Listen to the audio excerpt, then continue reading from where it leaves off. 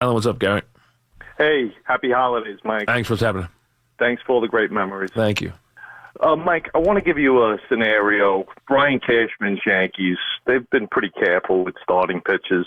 If the Yankees somehow sign Shea Ohtani, say he pans out, they like him as a pitcher, can you see this guy playing both? No, designated no, hitter? I don't. I don't see him doing both. I mean, listen, could he DH? Is it remotely possible he could DH sometime when he's not pitching? I guess it's possible. I mean, I just don't see a player who's going to be proficient enough to work on his pitching on that level and still on his other days be able to hit on a major league level. We have not seen anybody do that, and even Babe Ruth did not. He did not play in those years when he didn't, Right. pitch. When he was a pitcher, he pitched. He went through a pitcher's season. He did not go through a season where he was in right field on Tuesday and he pitched on Wednesday. He didn't have one of those seasons either. So even the great Babe Ruth, who was ahead of everybody in every way, size, talent, and everything, he did not do that. I cannot see that going on. But again, listen, he would be a wonder. I mean, it would almost be like that stupid movie. He would almost be Steve Nebraska. I mean, if you remember that dumb movie, that was a dumb movie. The Scout. The Scout's another great movie. That was a dumb movie. That's the dumbest thing in the world. When him dancing around the bases, hitting, throwing the ball 132 miles an hour or whatever it was. Yeah, I was a kid when I saw it. I liked it, but I probably wouldn't like it. No, it's silly. I mean, it really was silly. I mean, it really was. I mean, Albert Brooks is not a bad guy, talent, but I mean, the movie was just dumb. I mean, it really was. He pitched the perfect game. Struck out every batter, threw a strike every pitch, and then threw hit 81 pitches. 81 pitches, and then hit 5 home runs out of the ballpark or whatever it created. Comes in on a helicopter. Yeah, it comes in on the helicopter. Strikes out Ozzie Smith. The whole thing was stupid. I mean, really was stupid. Ian in Belmar, what's up, Ian? Hey, Mike, how's it going? What's happening? Have you been following much of the New Jersey sports gambling? Yeah, I mean, to the point where, I mean, I don't have anything new on it. It still hasn't been, we still don't have a decision from the Supreme Court, right?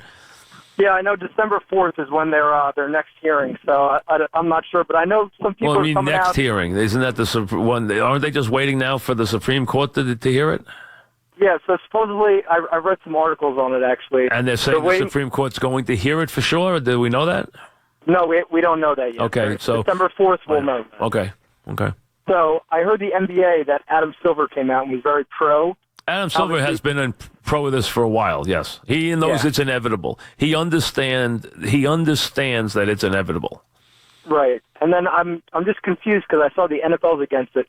Wouldn't that bring in more ratings? You think they don't want to kill the integrity of the game, but the NFL knows everybody bets now who wants to bet, so they like to play this game where they don't want it in their face, and they don't want it on every corner because they're afraid that their integrity will be scrutinized at every turn, and it will be. The one part of this that will, and this will happen, there will be legalized sports gambling in every city and state in this country. It is coming. There is no way around it. Every commissioner knows it. Every league knows it. There are plans in the leagues already for it.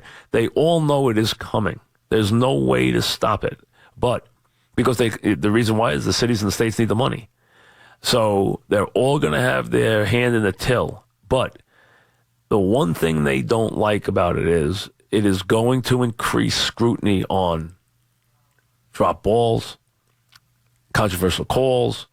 They're going to say, you hear now people call up and make ridiculous statements about, the game's fixed, or this or that. I mean, the one thing that has happened that helps the leagues is the players' money is so outrageous that they are past being able to touch. You can't touch a star player because you couldn't afford them. You could not afford them to throw.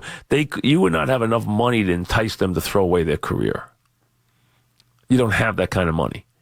And you could never wager that kind of money on a single game. So the idea to get a guy who would be a key component. Now, could you get to an official logically? Of course you could. That's a different story. And that's what will have to be heavily scrutinized even more than it is now. Because could you get to an official? Yes, you could. You can't get to a player. Not a star. Not a player makes a difference because they make too much money. And you cannot bet 20 or 30 million on a game, and that's what it would take. I mean, you're going to get a big quarterback to throw his career, when his career for 5 years is $130, $140 million? No, it's not going to happen. It's not going to do that. It doesn't need to do that. So that's never going to happen. The other thing is, it will never erase what they wanted to erase, which is illegal gambling, as I've told you. It will actually foster more illegal gambling because the states and municipalities cannot issue credit. And people who wager all want to wager on credit. James in Queens, what's up, James? Hey, what's going on? Happy Thanksgiving. Thank you, you too. Hey, I'm calling from Arlington. Did a little bucket list thing going to the game tomorrow at Jerry World. Oh, that's good. That's good. Have you laid eyes on the building yet? I've been there. This will be my okay, fourth so you've been time. there. It's a great building. It's a beautiful building. I was actually there at the first one. You can't oversell the building. The building is, whether you're a Cowboy hater or not, the building is beautiful. It's unbelievable. It is a great building. They say the one in Atlanta is nicer. I haven't been there yet. I might go to if the Atlanta plays a playoff game this year, I'm going to go. But I hear the Atlanta building actually outdoes it, but I find that hard to believe without seeing it. Well, if it doesn't, tip of the cap to them because the Cowboys say you're right. If you ever want to go to see I don't like game, the scoreboard, but otherwise the stadium is magnificent. Yeah. A couple things on the game. Obviously, for the Cowboys, I think at minimum they're going to have to go 5-1. A couple of things concerning about the game. Obviously, the two-headed pass rush that San Diego has is a big factor. Bosa might be, other than Villa, Bosa is now Bosa is right now the best pure pass rusher in the league, other than Miller. Miller's still better, but Bosa is that good a pass rusher. You have got to stop Bosa from getting to the quarterback because he can kill the quarterback. He is a tremendous pass rusher.